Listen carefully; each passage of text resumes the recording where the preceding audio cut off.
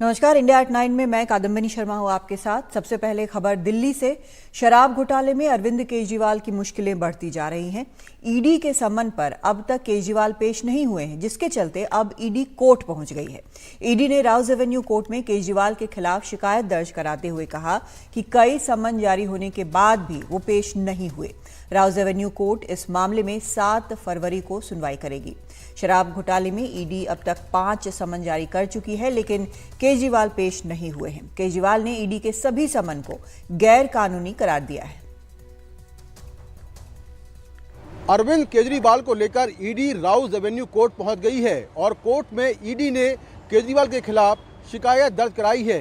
ED ने court में कहा है कि 5 बार सम्मन देने के बाद भी अरविंद केजरीवाल ईडी के सामने पेश नहीं हो रहे हैं। वो एक पब्लिक सर्वेंट हैं, इसके बाद भी वो सम्मन की तामील नहीं कर रहे हैं। इस पर कोर्ट ने अब पूरे मामले पर जो कोर्ट है वो 7 फरवरी को सुनवाई करेगा। ईडी ने आखिरी बार केजरीवाल को 2 फरवरी को बुलाया था, लेकिन तब भी जो केजरीवाल हैं वो ईडी के सामने पेश नहीं हुए और हमेशा की तरह उन्होंने ईडी को एक पत्र लिखा और ये कहा कि जो सम्मन है वो पॉलिटिकल मोटिवेटेड हैं और जो दिल्ली सरकार है उसको अस्थिर करने की ये कोशिश है।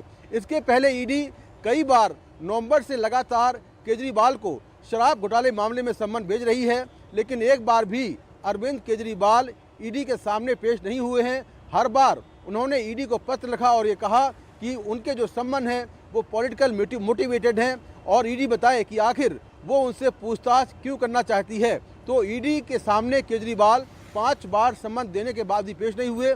तो आखिरकार अब जो ईडी है वो कोर्ट पहुंच गई है और ईडी ने कोर्ट में जाकर शिकायत दर्ज कराई है। अब देखना होगा कि 7 फरवरी को जब इस पूरे मामले पर सुनवाई होती है तो कोर्ट क्या कुछ करता है। लेकिन ये तय है कि अरविंद केजरीवाल की मुश्किलें बढ़ने वाली हैं, क्योंकि 7 फरवरी को कोर्ट इस पूरे मामले पर सुनवाई करेगा। नई दिल्ली से Mukesh Singh Sengar, NDTV India. India गठबंधन में एक विवाद थमता नहीं, दूसरा उठ खड़ा होता है। ताजा विवाद अखिलेश यादव के बयान से खड़ा हुआ है। आज अखिलेश यादव से न्याय यात्रा में शामिल होने के बारे में पूछा गया तो उन्होंने कहा कि समस्या ये है कि हमें कई बड़े आयोजनों में आमंत्रित नहीं किया जाता, तो हम खुद निमंत्रण कैसे मांगे। इससे पहले ममता बनर्जी ने भी कहा था कि कांग्रेस की यात्रा बंगाल में आई और हमें प्रशासन से पता चला। आखिर कांग्रेस में किस बात का अहंकार है? आप भारत जोड़ो यात्रा में शामिल होंगे?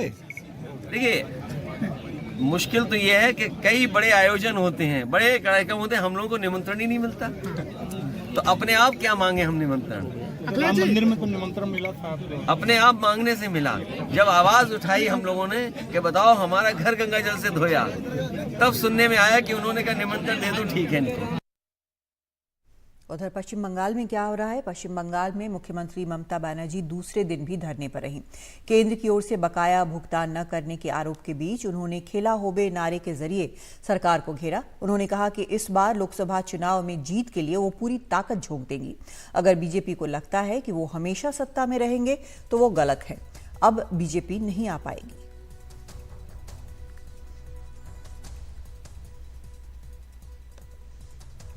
একশো 56টা সেন্ট্রাল টিম পাঠিয়েছো, 156 central team to investigate the clarity.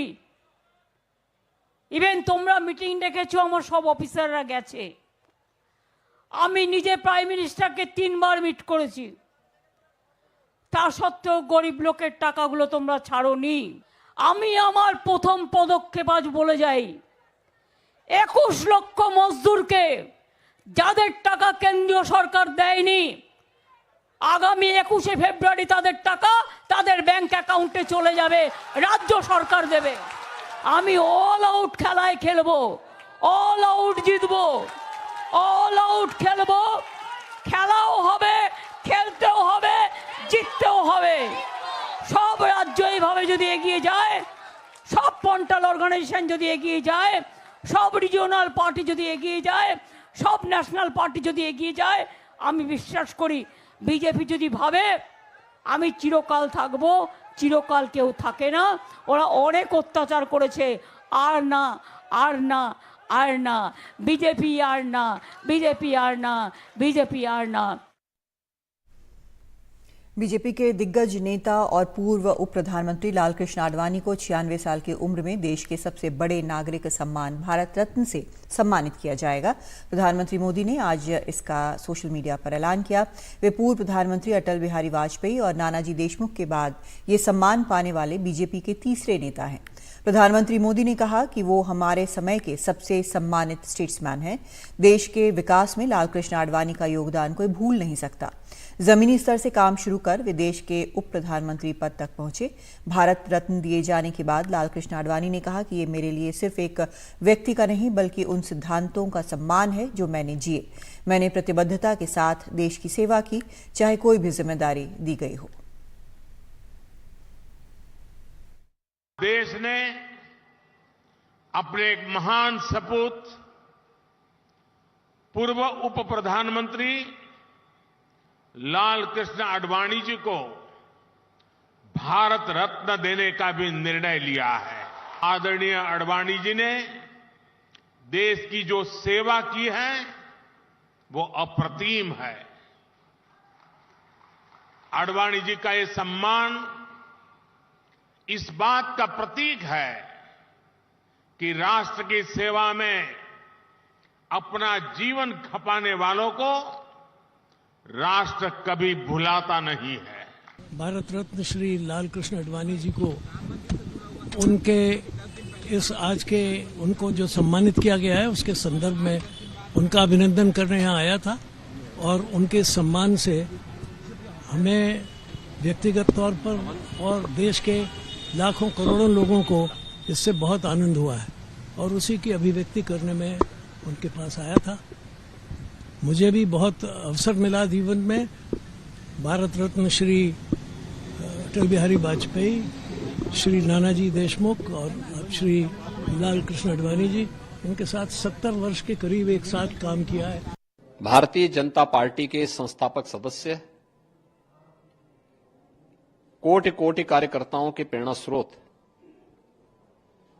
देश के पूर्व उप प्रधानमंत्री आदरणीय श्री लालकृष्ण आडवाणी जी को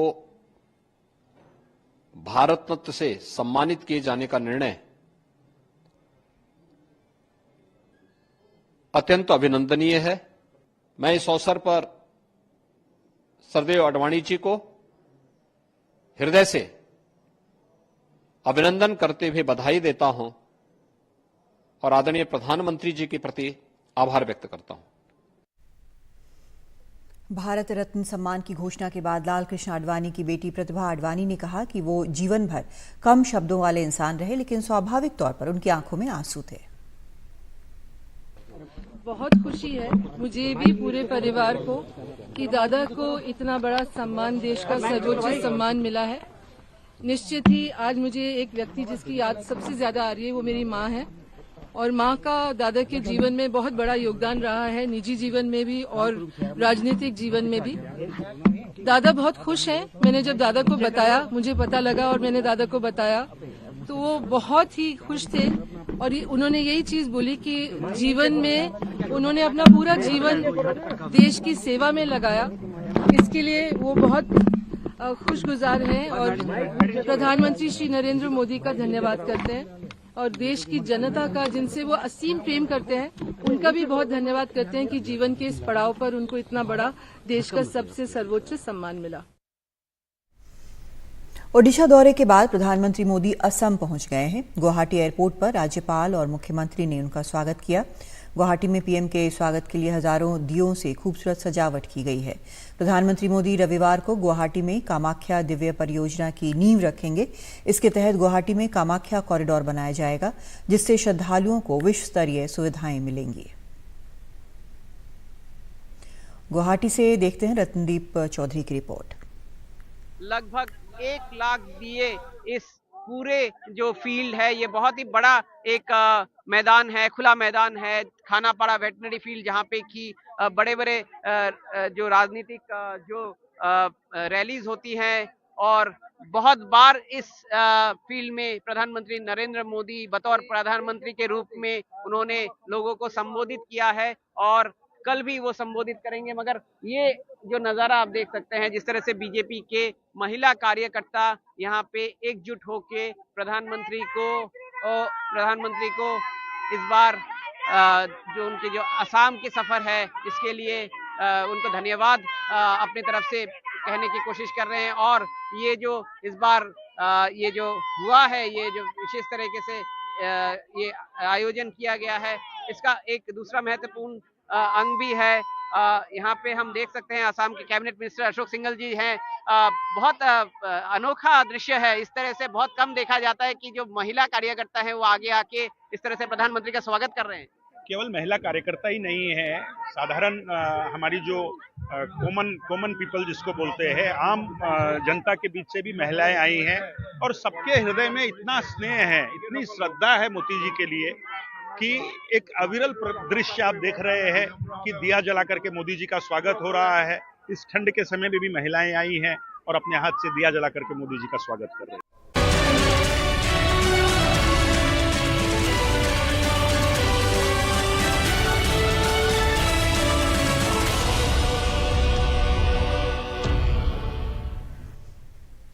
अमेरिकी सेना ने आज इराक और सीरिया में ताबड़तोड़ हवाई हमले किए। अमेरिका ने आज ईरान समर्थित विद्रोही गुटों के 85 ठिकानों पर हमले किए। अमेरिकी राष्ट्रपति जो बाइडेन ने कहा कि अभी और भी हमले होंगे। इसे जॉर्डन में अमेरिकी सैनिकों पर हुए हमले के बाद जवाबी कार्रवाई के तौर पर देखा जा रहा है। जॉर्डन के एयरबेस पर हुए हमले में 3 अमेरिकी सैनिकों की मौत हो गई थी।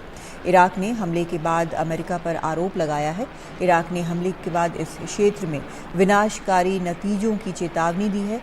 साथ ही कहा कि अमेरिका बदला लेने के लिए हमारे इलाके को युद्ध के मैदान के तौर पर इस्तेमाल कर रहा है।